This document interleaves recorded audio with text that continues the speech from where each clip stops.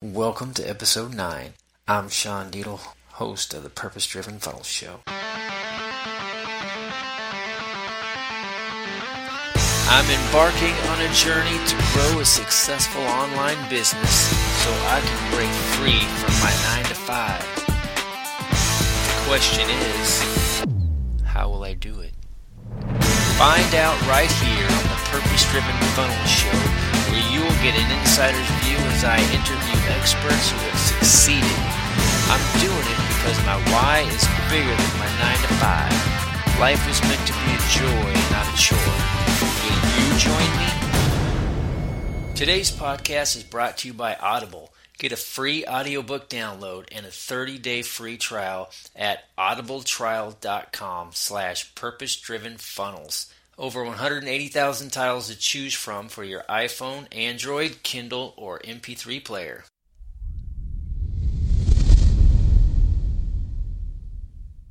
Welcome back, fellow purpose-driven entrepreneurs. Today's show is going to be amazing. Marley Baird is joining us today. She is an entrepreneur of purpose. She's the owner of Marley Baird Media, and she is going to share some really amazing insights today. And she's going to kind of show us and talk to us about how to leverage your purpose so you can actually grow a successful business through that. And so it was a really great interview, and I hope that you enjoy it. I'm not going to belabor the point, so let's just dive right in.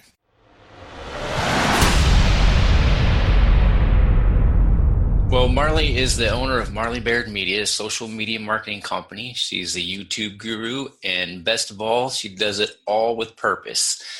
She's worked with some pretty high-profile people, including Gary Vaynerchuk and Seth Godin. So, Marley, I'm really glad you're on the show today. Thanks for coming out. Thank you for asking me. I'm happy to be here. Excellent. So, as you probably know, the show is, kind of my journey and trying to start my own business and also kind of do it with purpose and how that whole process works. So, I just want to pick your brain so that we can kind of understand how your journey has went. So can you maybe just start from a little bit in the beginning and tell us, how you got started and what made you decide to have your own business?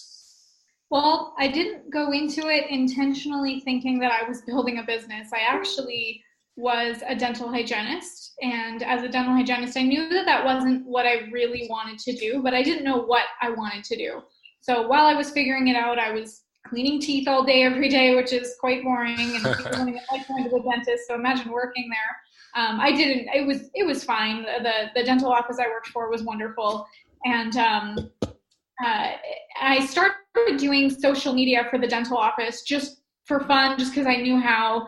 And from there, their IT guy asked if he could refer me to one of his clients, and I said, yeah, sure. And from there, it became referral until I got so busy. I was like running to the bathroom between patients to hide from my boss and do social media for my clients between patients. Wow. And then I got to where I was just so busy with these clients and was more profitable doing social media than cleaning teeth.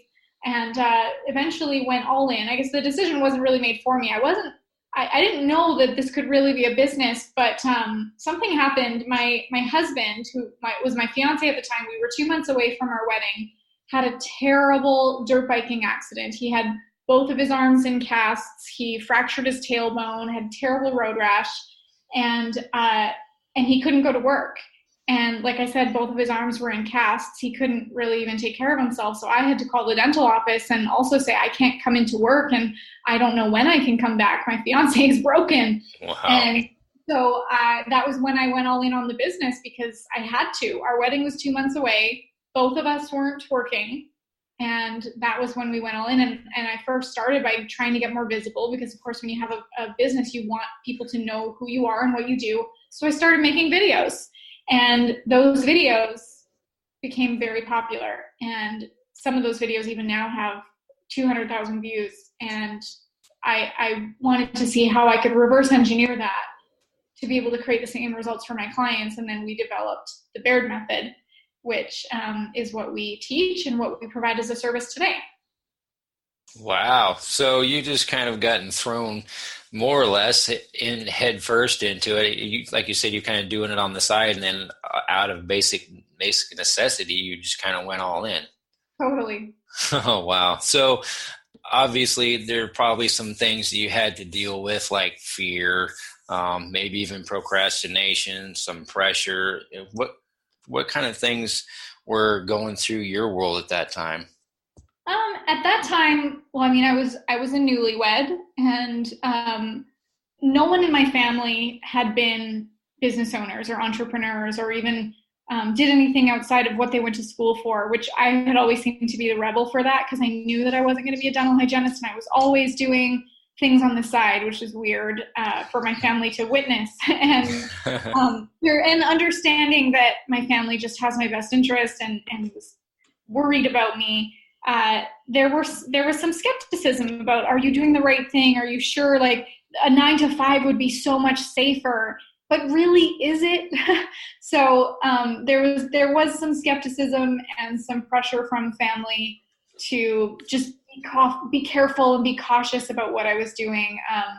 My in-laws, especially when my husband left his job to join the business with me, were pretty cautious. But all we could say is just watch what we do, and we've been successful and could really show them the results rather than tell them.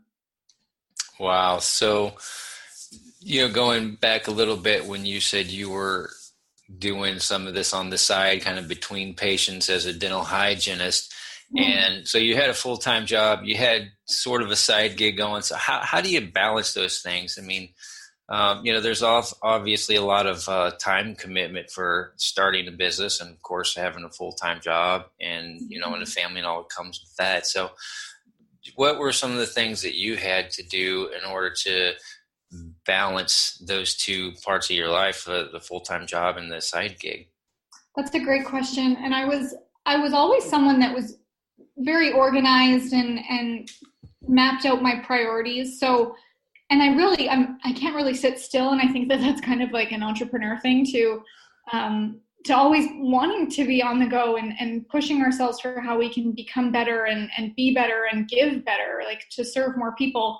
So when I was at the dental office and in between patients, and maybe the hygienist would be in the back room eating or scrolling through their phones, like I couldn't just sit by and do something. I wanted to be productive and wanted to find something that fulfilled me and meant more for me. So I was always trying to find more for myself. And so that also meant that when I picked up these side jobs and clients, I really had to exercise discipline in my behaviors, in my habits, my routines. Like I would really prioritize and know what do I have to do today for my clients, or what do I have to do today to better myself. And over time, I've really found I've kind of finessed my routine with waking up early and focusing on me, giving myself the self-care that I need so that I can perform the best in my day, no matter what that is, whether it's strategic or tactical, and just being able to be the best so that I could give the best to my clients and my family. Yeah, that's excellent. And talking about purpose, so is that something that was kind of interlaced in your business from the beginning, or is that something that showed up later? I think it was something that has always been in my life, even without even without being able to put words to it. That I feel like for a long time in my life, and I think a lot of people can relate to this, because who isn't trying to find what their purpose and what their meaning of their life is? Absolutely. So when I was even in school, like high school or university, I was always trying to find, like, what is it that I'm meant to do? Like, whether it's your career or your relationships, it's like, where am I meant to be? Who am I? What do I like? How do I want to spend my life? And so in everything that I did, even when I was a dental hygienist or when I was in school, it's like, what fulfills me outside of just the things that I do? And so as I got into business, and again, I didn't realize that I was building an online marketing agency as I was developing it. It kind of just developed organically and grew over time into what I specialize in now with YouTube and video marketing. But over time, I always knew like what I want. I always asked myself, what fulfills me every single day? And there's, that phrase of do what you love and you never have to work a day in your life. And it's so true. I love what I do and it doesn't feel like work because it's using the creative abilities.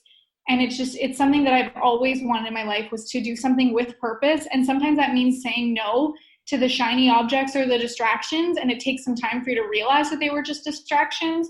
And it's really become one of the core principles for myself, for my team, for my family, the decisions we make, the actions we take. Is this in alignment with who I am and what I want to be? And sometimes that means, like, for an example, if a client comes to me and I don't align with their purpose, it's thank you, but this isn't the right fit, and lovingly and respectfully saying no. Wow. Yeah, that's powerful. So what I'm hearing you saying, just to make sure I understand, it sounds like that you kind of started your business already with the purpose, that you have, and just basically by being who you are through your business. Is that accurate?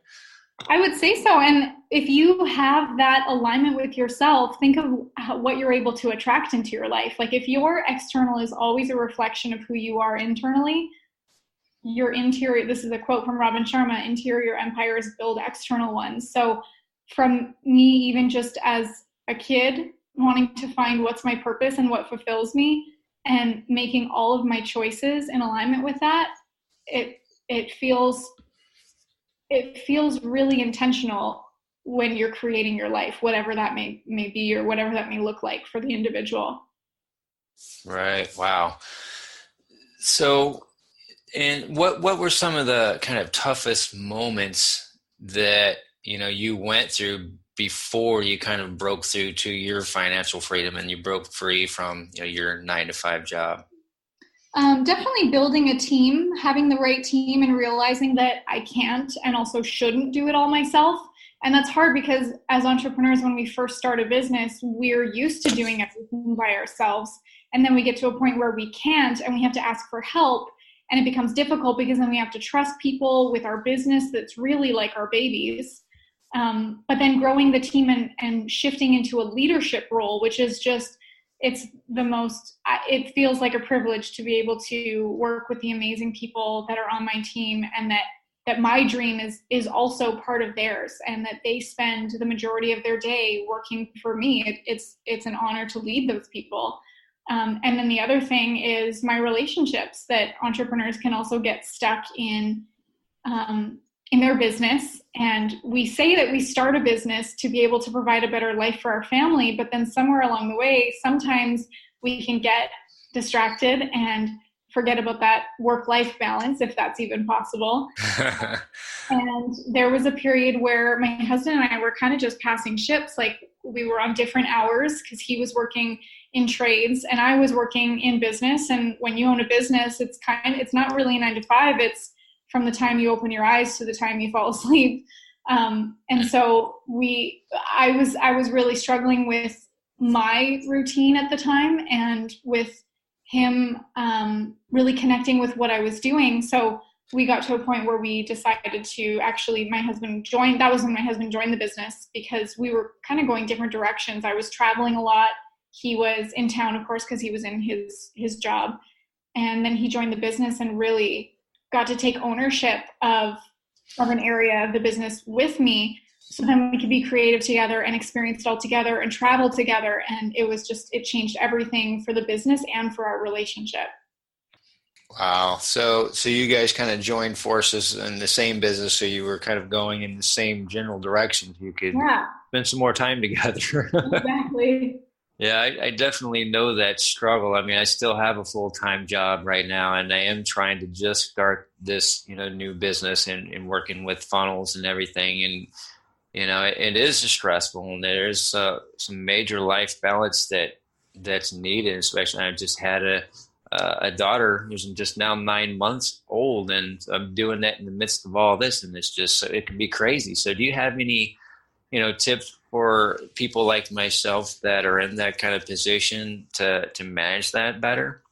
Yeah, and I mean, I can only speak from experience, and I don't have kids yet, but it is something that we want, and I know that things are going to change, and it's just like new seasons that it's almost like you have to rediscover yourself and adapt to. I mean, entrepreneurs were always adapting more than anyone else I know. Like, we're the ones who are responsible for our business, for our growth. We don't have anyone who's telling us what to do and where to be. So it's only on ourselves to make sure that we are growing at the rate that we are capable of and pushing ourselves.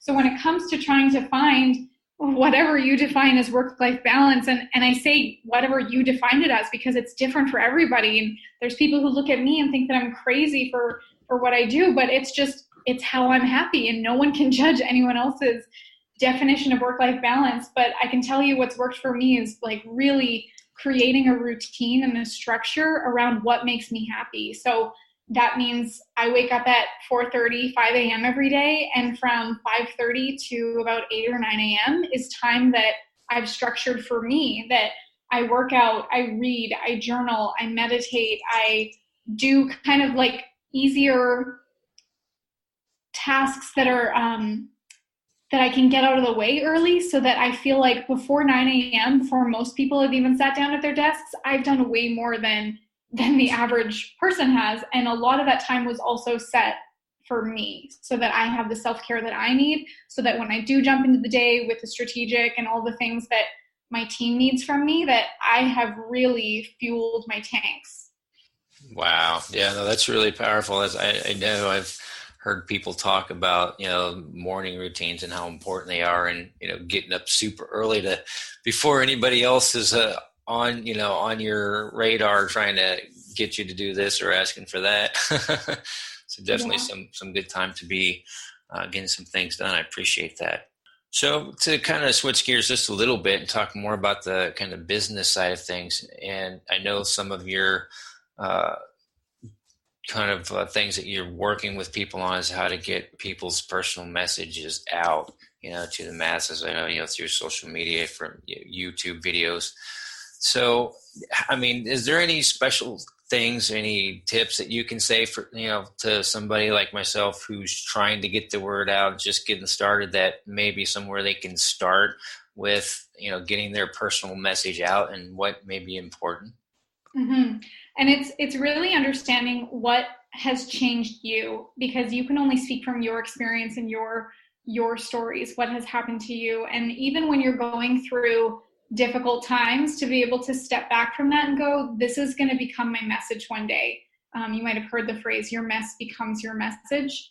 And it's really, I look at all the times in my life that they might have been heartbreaking or traumatic or struggle or difficult, and it becomes my power today, that it becomes part of my message, that I can share the experience, the good and the bad, how I got through it, the lessons it gave me, and how I can then support and be vulnerable for other people who might be going through the same thing. Because when you're going through whatever it may be, you're able to show your vulnerability through that, so that it makes other people feel safe, so that you become a lighthouse for other people who are trying to find their way, that your message empowers them, no matter what that might be. And by setting yourself apart, by being that vulnerable person, how many influencers and gurus do you see out there that are just, hey, yeah, it's all good, my life is perfect, but it's the ones who are able to be vulnerable and show you the mud and the dirt and the grit that show you the reality that everyone's going through, that people are wanting to hear that message more than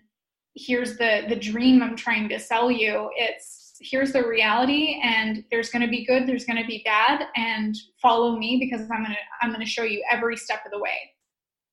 Yes, that's so true. There's a lot of, battle between that I even see in myself is, we, with the public eye, most people we think about as business people trying to put our best face forward. I mean, corporate America kind of teaches us that, right? Mm-hmm. And so being able to think about that, and like you said, balance just being you and being who you are and putting it all out there. So what I understand you saying is that's really where you can get a lot more connection with people, more value when you're getting started with some potential clients and customers?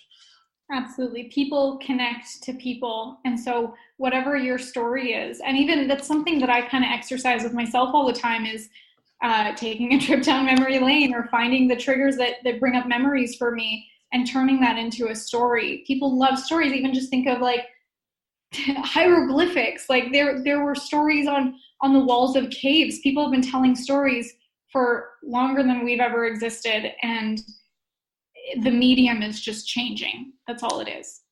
Yeah, now that's interesting that you say that because it seems like we're kind of going back to what was before, telling stories and how you pass information on. Is there any particular tips for telling stories you can offer that might make it, a little easier or more powerful for, especially for those of us that aren't really good at telling stories? I mean, one way to study stories is just by continuing to consume them, whether it's through books or through other people's videos. Russell Brunson, who is a mentor of mine, has two amazing books. There's Expert Secrets and .com Secrets. And one of the concepts he teaches is hook, story, offer, how the beginning of the story really should hook people in by dropping something that really catches their attention, but will like loop back to, like as it goes into the story, will loop back to that hook, and leaving open loops. So open loops meaning like you drop a hint, but you don't tell the punchline or the result until later on in the story. So you get people really hooked to wanting to know what came next. It's like when you watch a sitcom or your favorite drama show and they drop a bomb right before the commercial break, so then you have to sit through it so that you then get to close that loop.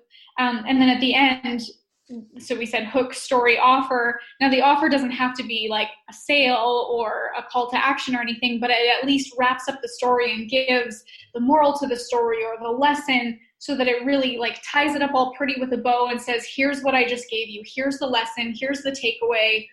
Remember this. And especially if you're able to use metaphors and anecdotes, that's how people remember things. Like, I mean, how many phrases or quotes have I just dropped in this interview? Because when they're packaged up so nicely like that in words that have really touched you or made an impact, people are going to remember that. So if you can include that in your storytelling, that's going to be impactful for other people too. Wow, those are really good tips. I appreciate that.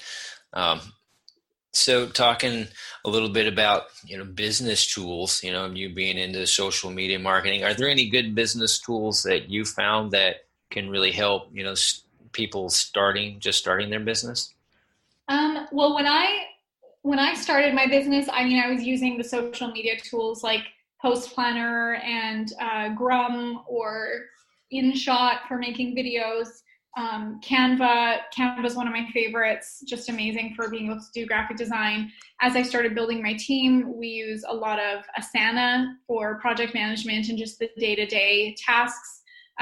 So those are some of my favorite. Zoom for calls and communication, Voxer for communication.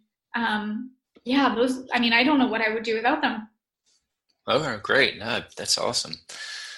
So I really appreciate you coming on the show today, Marley. If anybody wants to get in touch with you, where can they find you at?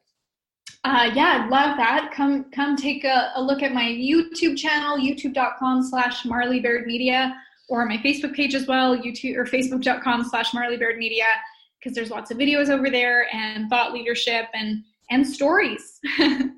Yeah, excellent. Yeah, we'll definitely have to go check those out. I'll put some links to that in the show notes, and I'd encourage everybody to go out and check out the website, marleybairdmedia.com, because there are a lot of really good resources out there that I think you'll find valuable. So, Marley, thanks again for coming on the show. I appreciate it. Thank you very much. I'm really glad you got to join me today for this amazing show. I hope it was as valuable to you as it was to me. I know I learned a ton from this interview with Marley. So if you like the show, I would really appreciate it if you would rate it and review it. That really helps the popularity of the show and get better rankings so we can get the word out to others. You can find the show on iTunes, on our Facebook page at Purpose Driven Funnels, Stitcher, Google Play, Spotify. We've got a YouTube channel, SoundCloud. So we've got a number of places for people to connect with us. So we'd love it if you get out there and Connect with us and share your questions and comments about the show. I'd love to hear what you guys want to know or what you think about the show. So drop us a line out there.